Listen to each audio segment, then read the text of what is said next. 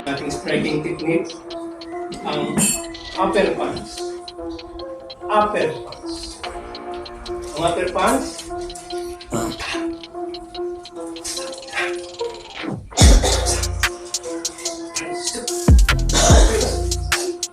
yan ang upper punch. Ito pa rin ang tatama. Emphasize ang dalawang knuckle na yan na yan ang tatama sa target. So, saan ginagamit ito? Upper punch.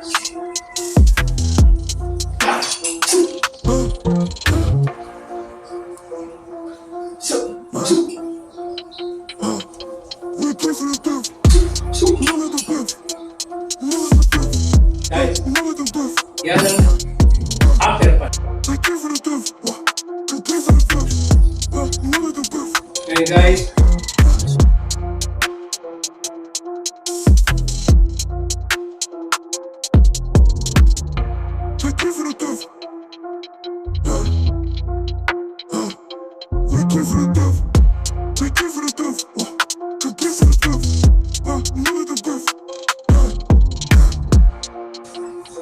ayan guys, susunod natin ang pangatlo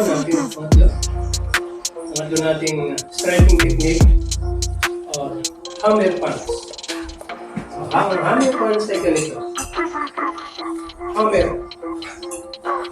Walang martilyo. Hammer punch. Hammer punch. Hammer punch. Hammer. Okay. Saan ginagamit ang hammer punch? Hammer punch ay dito ginagamit. Dito.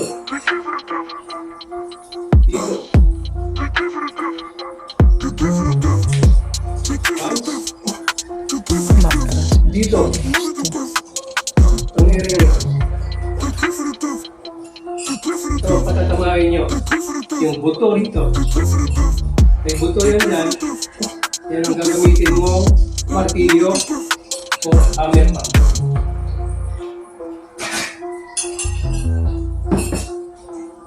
Okay?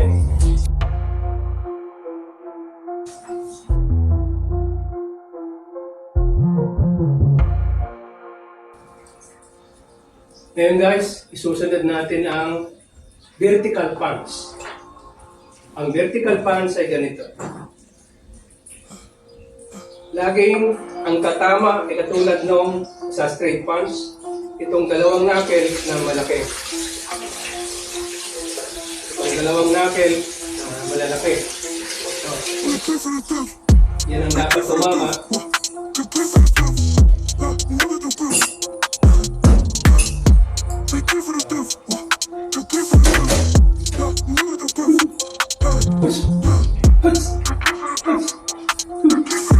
Vertical punch. Yan ay, mga target nito ay pwede rito, solar, pwede rito sa chin. Vertical punch, pwede rito sa ribs. Yan ang vertical punch.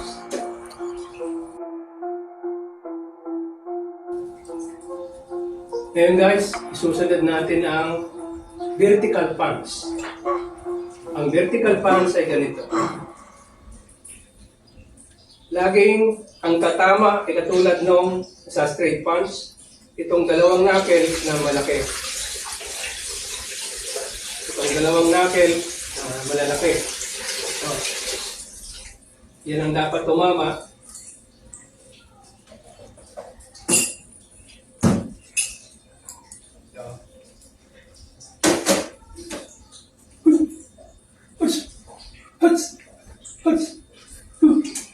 Vertical punch. Yan ay, ang mga target nito ay pwede rito, solar, pwede rito sa chin. Yan. Yan. Vertical punch, pwede rito sa ribs. Yan ang vertical punch.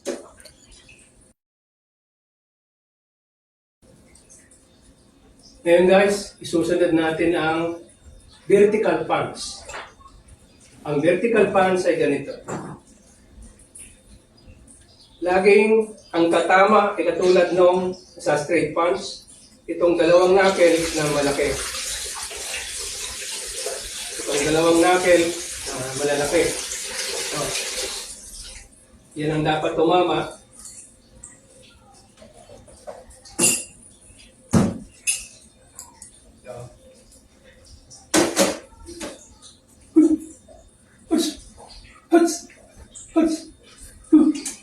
Vertical punch. Yan ay, ang mga target nito ay pwede rito, solar, pwede rito sa chin. Yan. Yan. Vertical punch, pwede rito sa ribs. Yan ang vertical punch.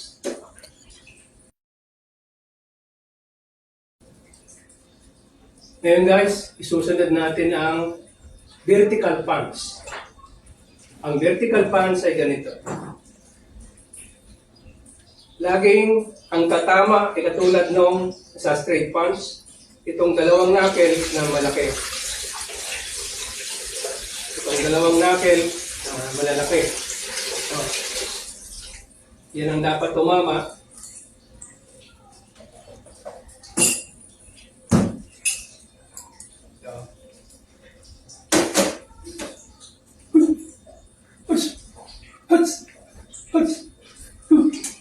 Vertical punch. Yan ay, ang mga target nito ay pwede.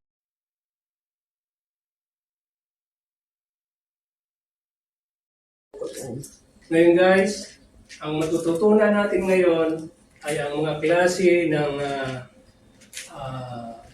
punching o striking technique. Unahin natin ang straight punch. Straight punch. Ang straight punch ay diretso lang at ang laging tatama ay itong dalawang knuckles. Hindi ito, at hindi yan sa baba. Dahil kung yan ay tumama sa matigas, halimbawa sa matigas ito, pwedeng umaga yan, pwedeng magkaroon ka ng sprain, o ito ay pwedeng mamaga dahil maliliit ang buto. Ito ang laging tatama, ang ipatatama mo, at lagi may puwersa yan. Laging tense ang delivery mo ng straight punch mo. So straight punch, chup, chup, chup, chup, chup. So, i-emphasize niya lagi na ito ang tatama. Itong dalawang knuckle na ito. Yan ang straight punch. Out na. Ngayon guys, ang matututunan natin ngayon ay ang mga klase ng punching o striking technique. Unahin natin ang straight punch. Straight punch. Ang straight punch ay diretso lang at ang laging tatama ay itong dalawang knuckles. Hindi ito, at hindi yan sa baba. Dahil kung yan ay tumama sa matigas, halimbawa sa matigas ito, pwedeng umaga yan, pwedeng magkaroon ka ng sprain, o ito ay pwedeng mamaga dahil maliliit ang buto. Ito ang laging tatama, ang ipatatama mo, at lagi may puwersa yan. Laging tense ang delivery mo ng straight punch mo. So straight punch, chup, chup, chup, chup, chup. So i-emphasize niya lagi na ito ang tatama. Itong dalawang knuckle na ito. Yan ang straight punch. Out na.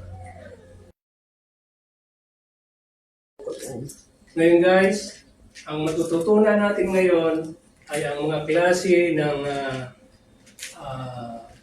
punching o striking technique.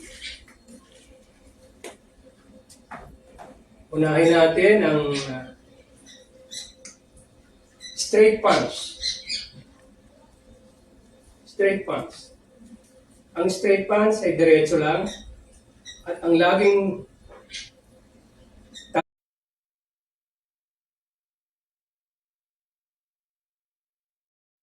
guys, gawin na natin yung pang-apat nating basic sa blocking natin, basic blockings.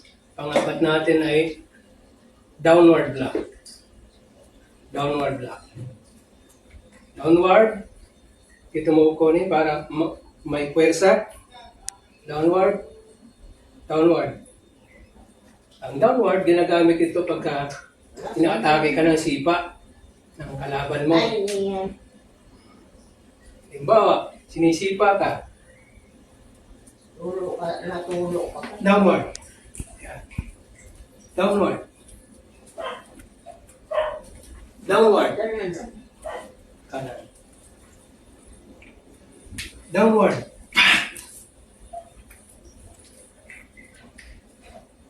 Downward. Ah. Ah.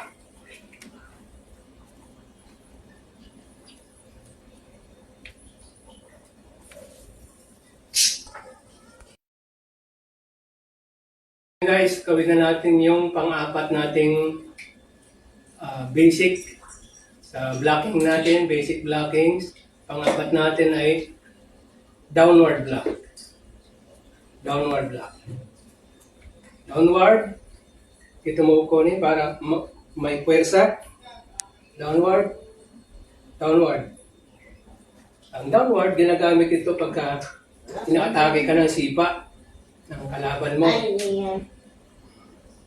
Halimbawa, sinisipa ka. Natulo ka. Downward. Yan. Downward. Downward.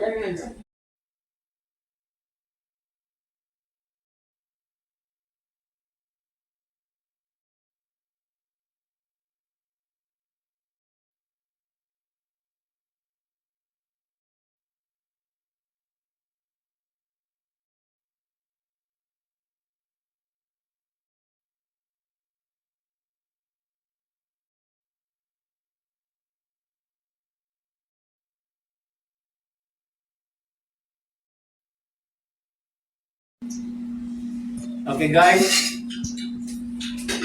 pupunta tayo sa pag-disarm ng isang nakatutok sa tagiliran.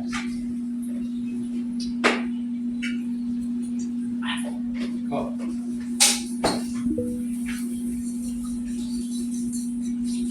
Hoy! Hoy! Hoy! Hoy!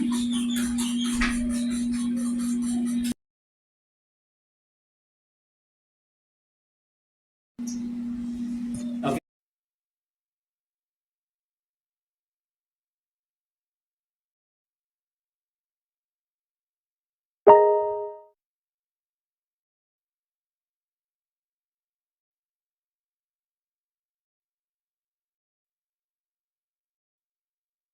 Ayun guys, isusunod natin ang racing block or upper block at kung paano ang susunod mong gagawin. Counter attack mo sa attacker. Go. Sa. Sa. Sa. Su.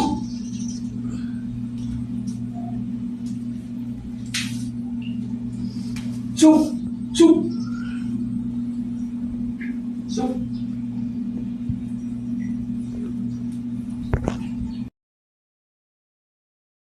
Ayun guys, isusunod natin ang racing block or upper block at kung paano ang susunod mong gagawin. Counter attack mo sa attacker. Go.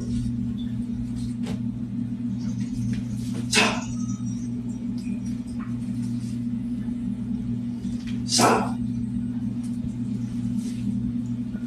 Sa. Su.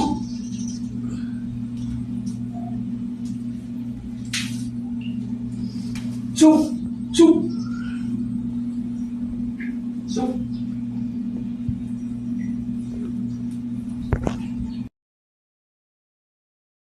Ayan guys, isusunod natin ang racing block or upper block. At kung paano ang susunod mong gagawin. Counter attack mo sa attacker. Ngayon guys, susunod natin ang inside block. Kung paano ini-execute ang inside block at kung paano ang counter attack ng inside block. Basic. Ang totoo niyan, napakaraming variation niyan ang counter attack. So pakikita lang natin ang basic para madaling sundan sa mga followers natin. Go. Inside block. Inside block. Inside block. Inside block. Inside block. Inside block. So ito ngayon ang application kung paano ang inside block.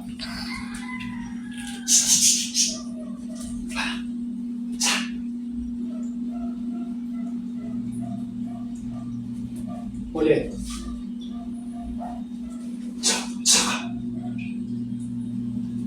Pangalawa. Ngayon guys, bago tayo pumunta sa ibang depensa like punch defense or stick disarming or knife disarming, kailangan matutunan mo natin ang 4 na basic ng blockings o pagsalag. So, umpisahan na natin ang isa sa mga blockings. Outside block. Outside block. Outside block. Outside block. Outside block. Outside block.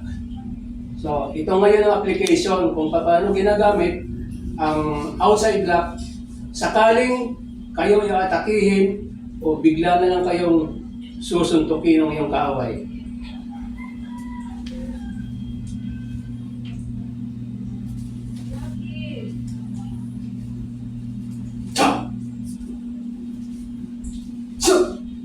So, yun ang outside block.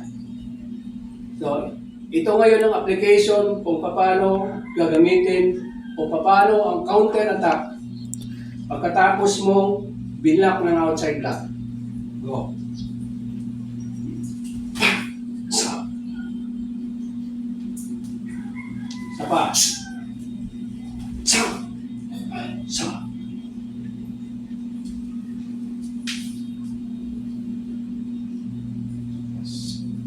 Sa. Sa.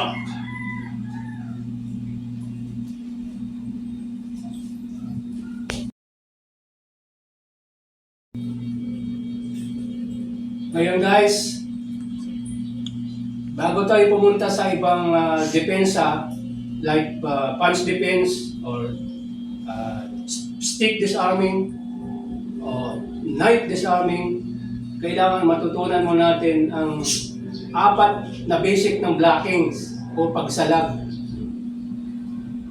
So, umpisahan na natin ang isa sa mga blockings.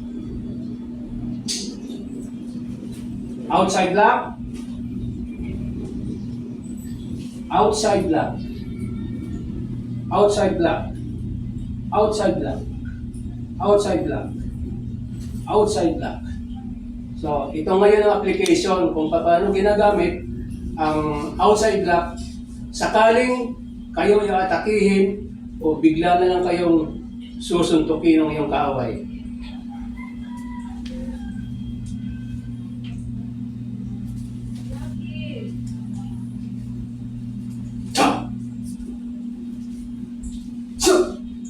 So, yun ang outside block. So, ito ngayon ang application kung paano gagamitin o paano ang counter attack pagkatapos mo binlock ng outside block. Go. Sa. Sapa. Sa. Sa.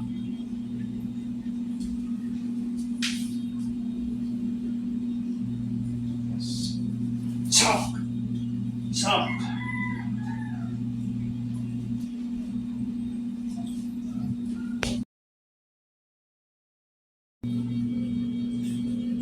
Ngayon guys, bago tayo pumunta sa ibang depensa, like punch defense or Kala ko tapos na yung Congress yun.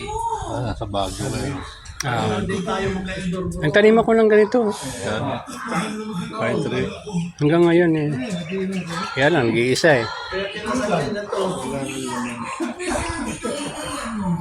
Kasi mga nag-upay din sa kwarto, pwede mag-inom dito sa gabi.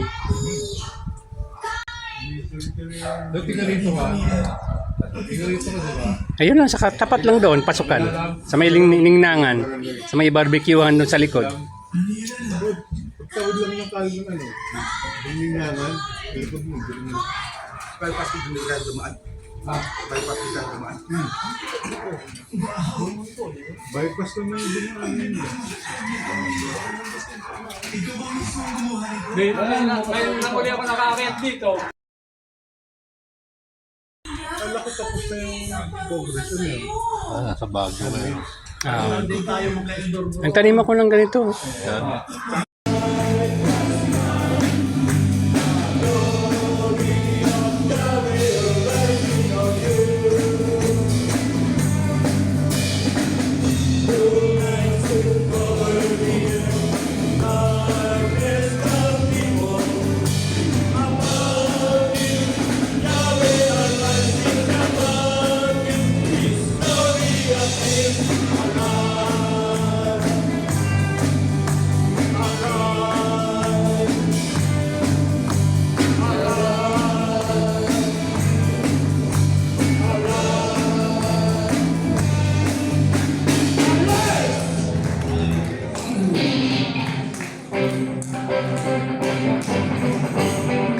Brothers and sisters, hope does not disappoint. Because of that, the love of God has been poured in us. His Holy Spirit is with us. And so, brothers and sisters, whatever affliction, whatever suffering that we go through, we should always be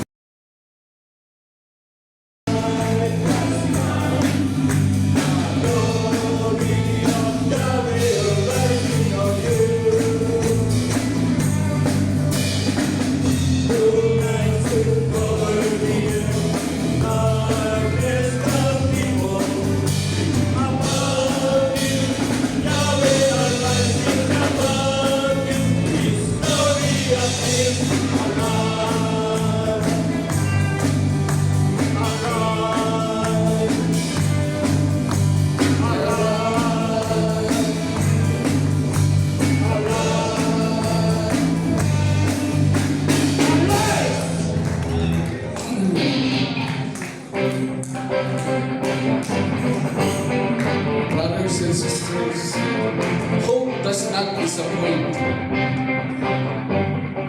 Because of that, the love of God has been poured in us. His Holy Spirit is with us. And so, brothers and sisters, whatever affliction